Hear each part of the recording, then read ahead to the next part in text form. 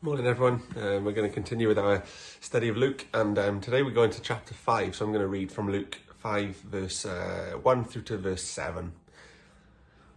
One day as Jesus was standing by the lake of Gennesaret with the people crowding around him and listening to the word of God, he saw at the water's edge 2 boats left there by the fishermen who were washing their nets. He got into one of the boats, the one belonging to Simon, and asked him to put out a little from shore. Then he sat down and taught the people from the boat. When he had finished speaking, he said to Simon, "Put out into deep water and let down the nets for a catch." Simon answered, "Master, we've worked hard all night and haven't caught anything, but because you say so, I will let down the nets." When they had done so, they caught such a large number of fish that their nets began to break. So they signaled to their partners in the other boat to come and help them, and they came and filled both boats so full that they began to sink.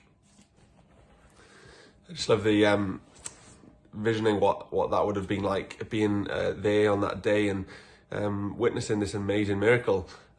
These fishermen were good at what they did. They didn't make mistakes. They were professionals in the sense that they did it often. They knew where to fish. They knew how to fish. They knew what to do. And yet originally they'd been out all night, as it says, and they hadn't caught anything, Simon says. But yet Jesus knew that he was about to perform a miracle that would change the lives of those that were present, particularly that man whose boat he was sat in.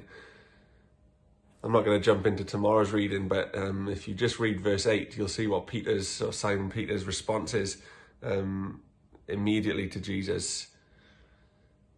When was the last time you witnessed a miracle? When was the last time you saw Jesus do something that was unexplainable? When was the last time you had a great answer to prayer?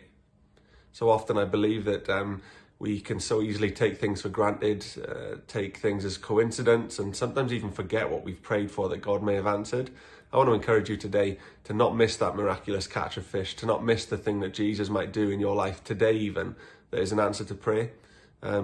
So don't just accept sometimes that things just kind of fall into the way that you'd like to, or don't forget what you've prayed for.